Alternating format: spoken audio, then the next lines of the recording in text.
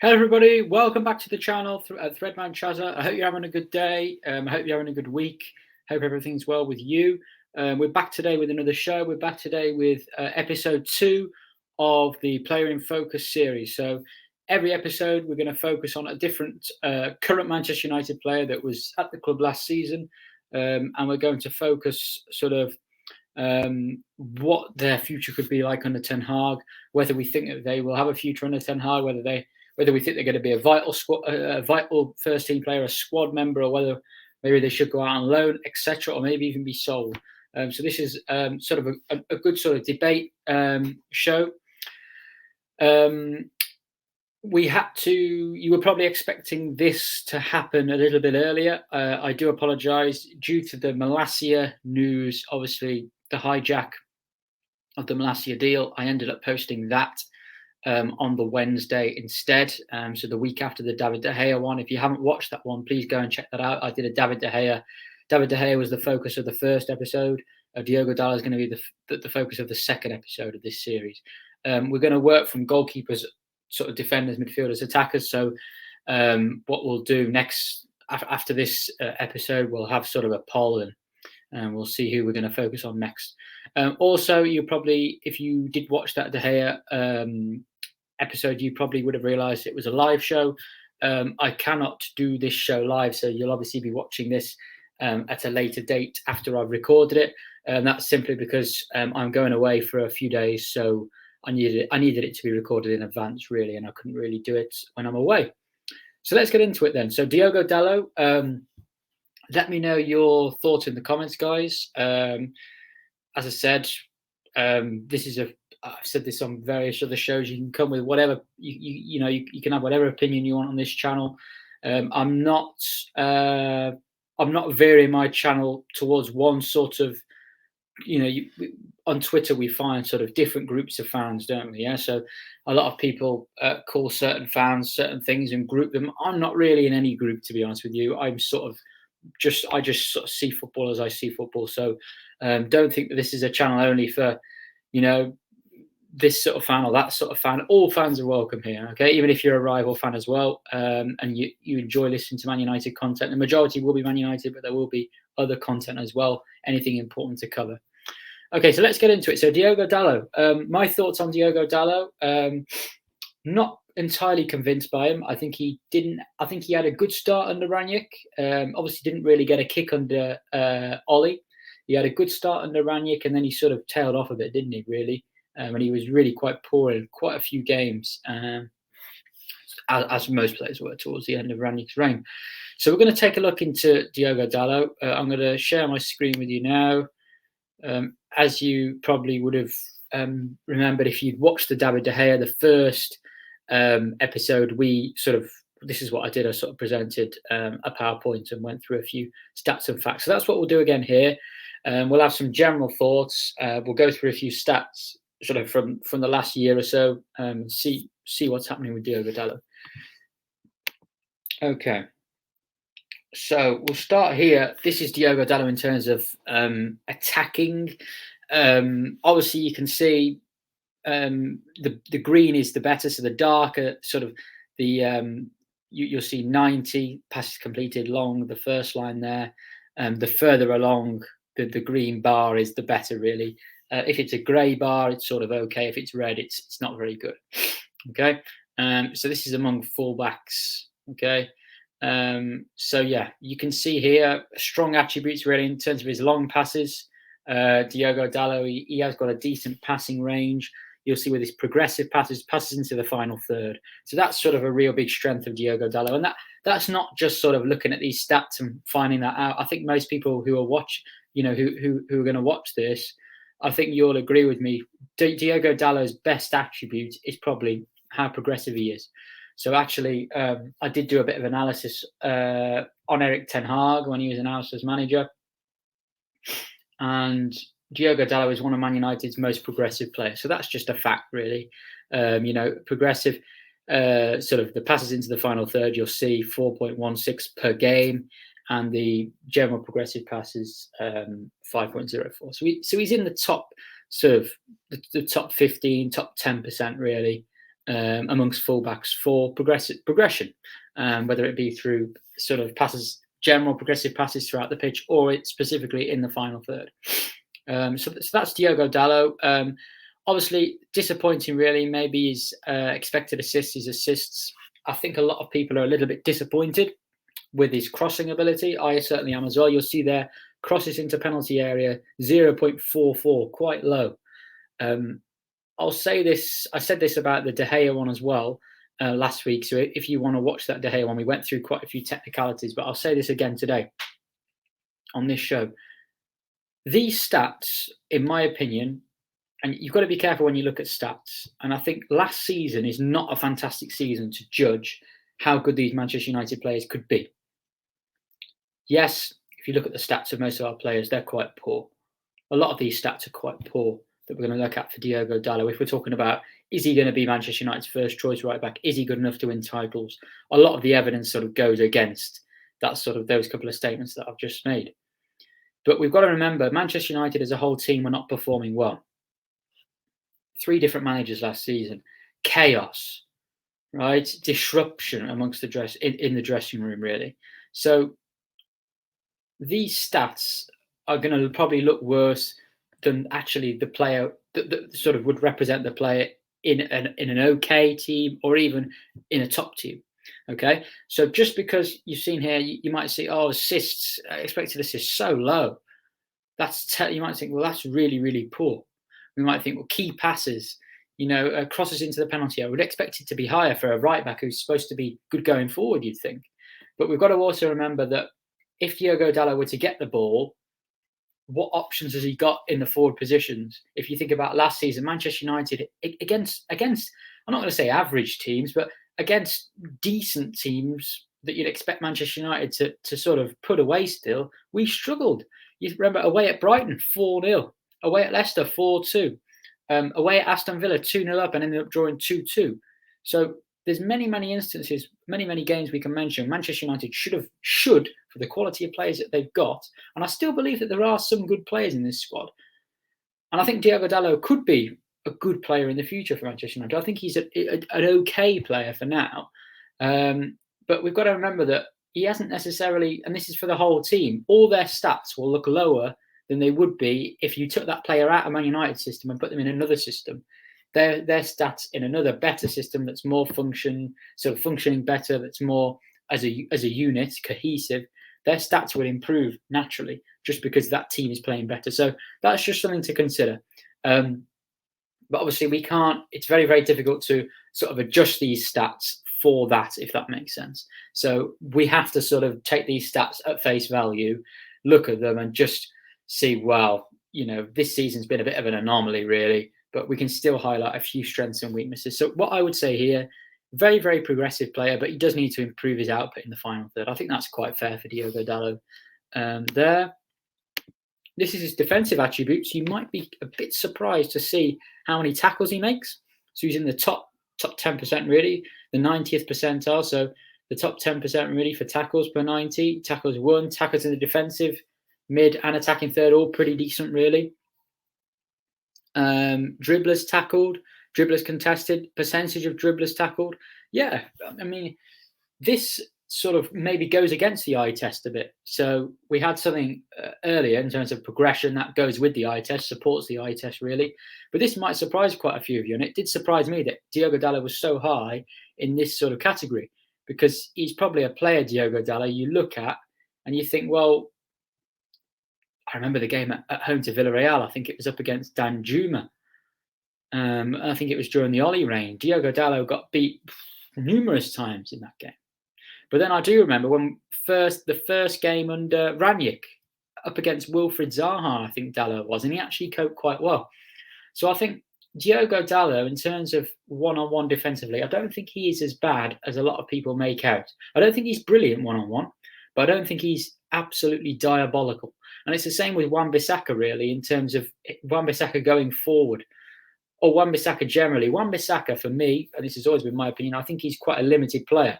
I think he only supports certain systems, and I don't think he's going to support Ten Hag's system, unless Ten Hag can find a new role for him that facilitates the team. For example, if Ten Hag were to pick Wan-Bissaka for a bit more added security to stop sort of counter-attacks, transitions, he might pick a much more attacking left back. Maybe Malacia obviously might come in, and he might say to Malacia, "Well, actually, I want you to play much further forward. I want you to be a much more sort of a catalyst for our attacking play, contribute much more to the attack."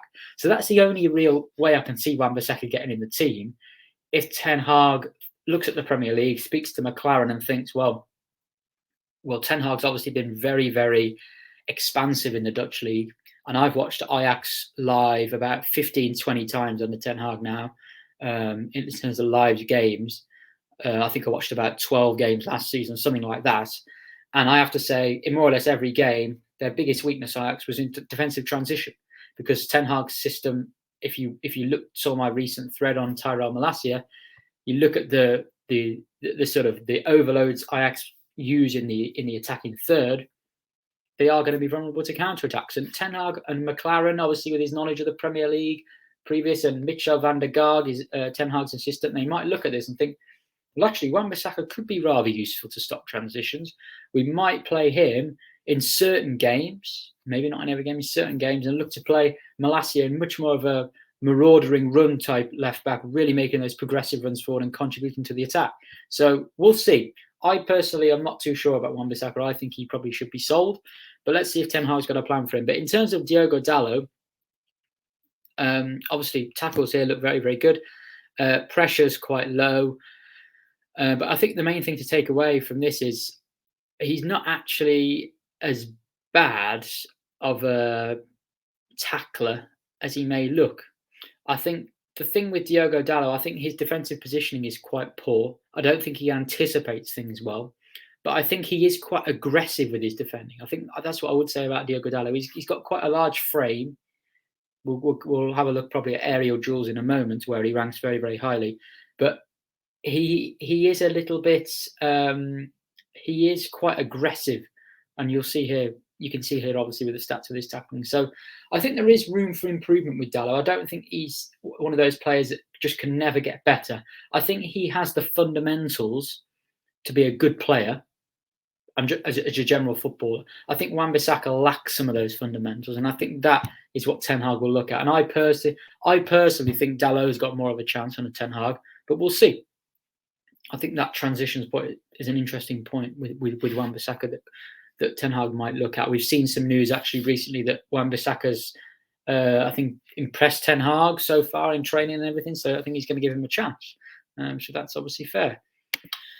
And then here, you can see here, low on blocks, low on passes blocked, but shots saved, shots blocked, tackles and interceptions, clearance is quite high.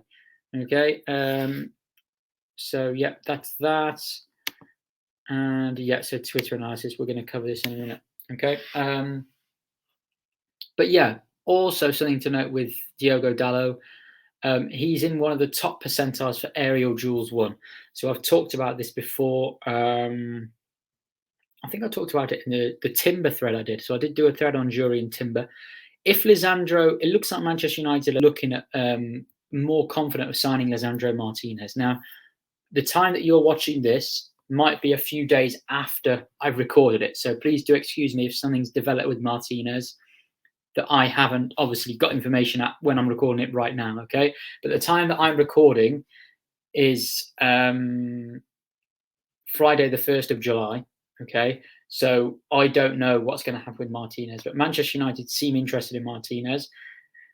Martinez is quite short for a centre-back, about 5'9", I think he is nearly. Having a player like Diogo Dalot and Harry Maguire, Rafael Varane, who's also ranked very, very highly with duels won this season. I think only Van Dijk won more overall duels than in this season in the league. Having these players will really, really help a player like Martinez, who is weaker aerially. Diogo Dalot is very, very strong aerially. So I think that could be something just to look at. I think Ten Hag might value that as well, how good Dalot is in the air. Obviously, if there's fewer teams nowadays that want to play that Route 1 football, but there are still some teams that have strikers that do thrive off it. You look at Antonio, Who else have we got in the Premier League? Obviously, Burnley have gone down, which is obviously interesting. You've got Calvert-Lewin as well, maybe at Everton. So you still have got some strikers that want to play the sort of knock-on and run football. Obviously, then Martinez is a little bit weaker. If you've got a player like Dalot, if you've got Maguire, who's strong in the air, you've got Varane, who's done well this season with Jules. You've got players to protect Martinez. So that's just another interesting point. Okay, so Twitter analysis. So let me add this up. So what I did do, and this was in December. So this was a long time ago now. I've just zoomed in, so you should be able to see that a bit more clearly. I did do an analysis on Diogo Dalot. If you remember that game, we won 1-0 away at Norwich under Rangnick. I did an analysis of Diogo Dalot then. Wasn't the best piece of analysis, really. Really not one of my strongest, probably, because there wasn't. It was just sort of a summary of what some sort of things I've noticed from Dalot rather than sort of analytical points. But we'll have a look at it now, just to have a look at some of his strengths. So this is interesting, body positioning and progressive play. So what I do notice about Dalot is that when he's looking to receive a pass, he's almost on the half turn. So he is, his body positioning is very good, because he knows as soon as he receives that ball, his first touch has to be forward due to his body positioning, and then he will then play a progressive pass. So if you look here at these images, look at his body positioning there, okay, and in the next one, you see it has to go forwards. What I often think with Wan-Bissaka, he often gets the ball to feet, and then because of the way he receives the ball, his first touch is directing the ball backwards or sideways quite often. Whereas with Dalot, obviously, sometimes you've got to go backwards or sideways, of course, but Dalot does try and look forwards and be progressive as much as he can. So that's something I did notice with Dalot. And obviously, he played a pass in there to, I think it was Ronaldo there on the ball. Okay, so that's just something I did notice. And yeah, he attempted some long balls during that game. Obviously, with a good success rate, as we talked about before earlier, long pass success rate, Dalot is good. Attacking output, yeah, so this is something that Dalot is quite strong at. If he is looking to go past a player, he's quite good at dribbling, Diogo Dalot, for a fullback. He's more like a wing back in my eyes, or even a wide player at times. You see here, he squares a player up. He's got the little step over there, and he's on the balls over here. So on the right-hand side there, you can just about see the ball. And he puts a cross into a really good area, actually, Diogo Dalot. But you'll see here that I think I'm not sure who that is. I think it might be Rashford on the right-hand side, Ronaldo in the centre, and Bruno on the left. But you've got three players. You can't quite see exactly who they are. The one on the right, it might be Rashford, I think, but I'm not fully sure. But you've got three players in there, all waiting, not running. So I think what we want to see more under Erik ten Hag is these sort of goals scored, penalty box goals, cutback sort of goals. Dalot has to improve his attacking output. He has to. It was actually really poor at times, Diogo Dalot. I remember a lot of crosses just went wayward, but he does have the odd good cross in him. And he's shown that, but I want to see it more consistently. So if he does put these sort of crosses in, can Erik ten Hag, with this juego de posición football, very much based on positional rotations, positional play, where you need to stand, where you need to be on a pitch. I want to see Ronaldo scoring more of these types of goals next season, and I'm hoping that Diogo Dalot can be more consistent with his attacking output, so we will get more goals. So that's just an example there. His role as a fullback under Rangnick. So yeah, obviously we were persisting with the 4-2-2 times under Rangnick, and I think a lot of people got a bit fed up with it, and I certainly did. I don't think it suited the players we had. However, if you are playing a 4-2-2, you've obviously got two number 10s. So you've got four defenders, you've got the two midfield players, you've got two number 10s, and you've got two strikers. And because of how narrow the number 10s need to be, your fullbacks have got to contribute. So your fullbacks have got to provide the width. So what we found a lot under Ralph Rangnick, is that Diogo Dalot was pushed very, very high and wide. And the reason why we struggled a lot with transitions with this formation was that we had the two number 10s, obviously located more centrally in the half spaces. We had the two fullbacks very much wide. We had two forward players. And if the opposition were to counter, we'd have Fred and McTominay, and then Maguire and Varane, or Lindelof and Varane, or whoever was partnering Maguire, Lindelof, Varane, two of those three. And we were really struggling with transitions. That was a really, really weak area. And the issue we had is that we kept giving the ball away so often because Ralph Rangnick was picked players like Bruno Fernandes, like Marcus Rashford, Mason Greenwood as well, he picked a lot, who are more suited to his sort of counter press system and are more suited to get that shot off within 8-10 seconds of winning the ball back. So that was very much Ralph Rangnick's philosophy: win the ball back as quickly as possible, and within that few seconds, get a shot off. So he didn't have players, once we won the ball back, retain it, keep the ball, pass the ball around a bit, combination play, link-up play. Let's gain a bit of control. Let's gain territory in the opposition half, in the opposition sort of in the attacking third if we can. So that's why we have players that tended to give the ball away too often, and then because our fullbacks were so high and wide, we then struggled with transitions because we had overloads against us, if that makes sense. So I think in terms of Diogo Dalot under Rangnick, we saw this role from him. You can see here, so I've just put that arrow there. You can see Diogo Dalot very much high and wide, almost playing as a winger, obviously providing the width with the two number 10s sort of operating in the half spaces. Will we see something like that under Erik ten Hag? We very much may. I think that role would suit Malacia more, that sort of touchline role. I did do a thread on Malacia. He's also very comfortable in central areas as an inverted fullback as well. Diogo Dalot, I think Diogo Dalot, if he does play under Ten Hag, I think it's going to be interesting to see what he does do with Dalot in terms of his role, because Dalot, to me, Dalot feels more like a wide player than a defender. However, we don't see the output. We don't see the consistent output from him, the attacking output. Whether that is going to improve, I'm not so sure. I hope it does, because it's not been good enough. But can I see Dalot in an inverted role? I can, because he's comfortable in possession. He's progressive. He's quite quick to deal with transitions. Remember, Ten Hag, you look at Pep Guardiola's style, the inverted fullback is used not just on the ball to gain more dominance in midfield, gain more advantage in midfield, create an overload, sort of try and break the opposition lines, but also defensively, can we stop the transition by having more players in central areas, condense that space, and try and win the ball back?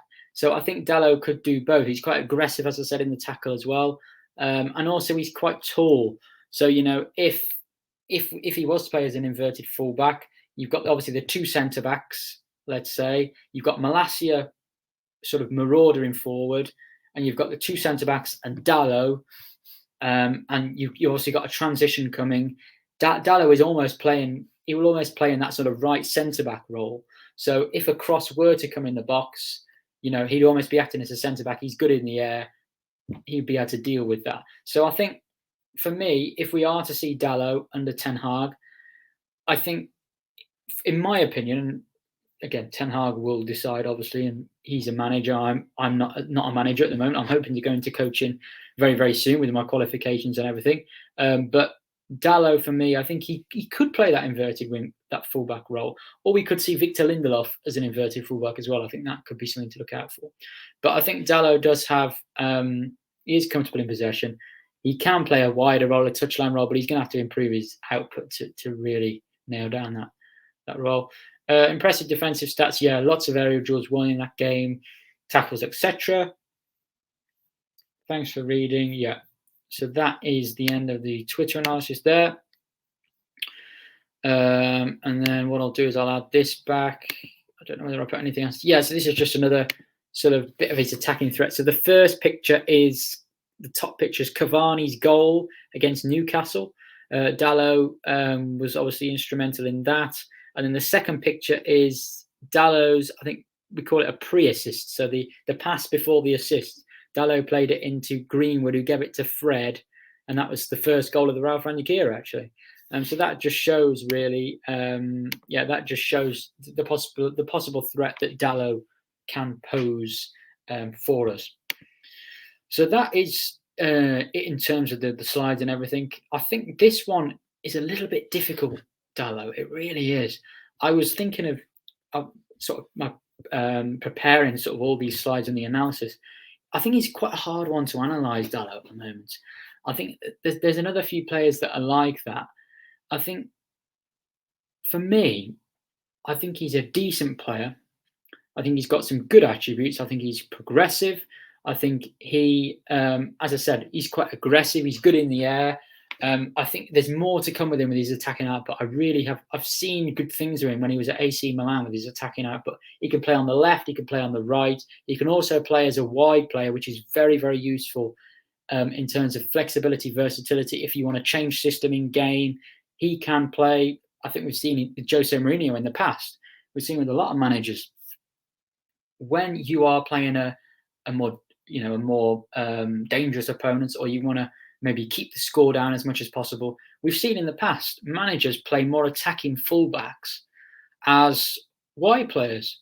You sort of double up on the wide player. So, for example, you could play a 4-2-3-1, and your right midfielder, your right wide player in the 4-2-3-1 could be Dalot, and your right back could be Wan-Bissaka or somebody else. If Ten Hag wanted to change something in game and just get a bit more security on that right hand side and play sort of two right backs just to keep it a bit more solid for however long, you've got that versatility with Dalot. I think he can play a number of roles. Will he be Manchester United starting right back with years to come? I am quite doubtful.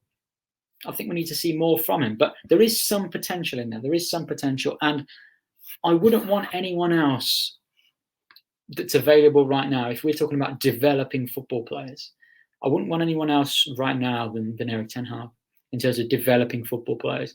I think he has done a real exceptional job with that Ajax team. If you look at the way they've developed, the way they changed when Haller came into more of a, playing more long balls, more crosses into the box when Haller up to the target man rather than a false nine in Tadic.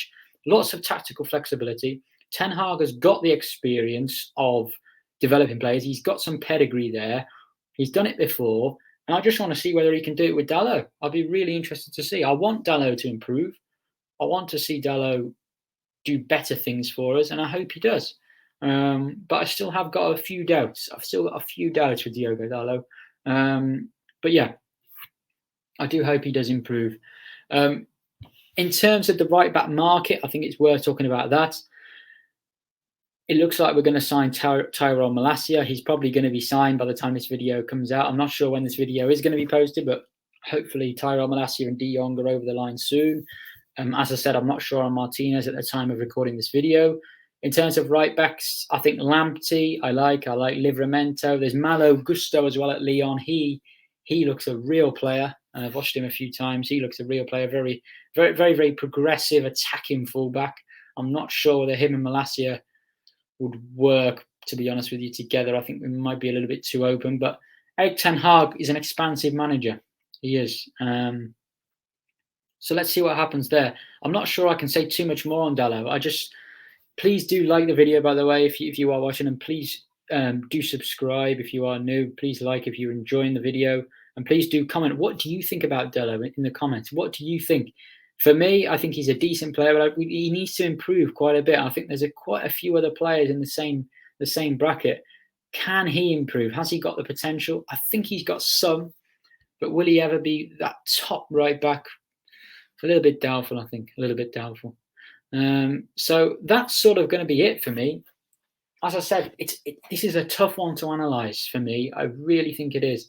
I think the most interesting thing to analyse is maybe talking about his role in the Ten Hag. You look at Mazraoui. You've got a player like Anthony is much more of a touchline winger. Mazraoui tending to play sort of underlaps at times, tending to get involved more in the central areas. I think Ten Hag, we can look at the foundations Ten Hag's built. look what he's done at Ajax, but he's going to have to adapt in some way, shape, or form.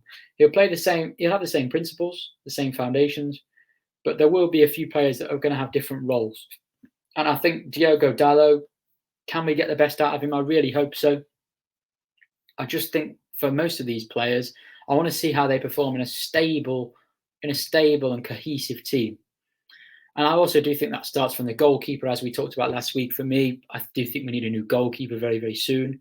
I do hope David De Gea can adapt, but I've got a few doubts. I've got many, many doubts, really. I'm not too sure whether he's ever going to adapt. And Diogo Dalot, I've got doubts about too.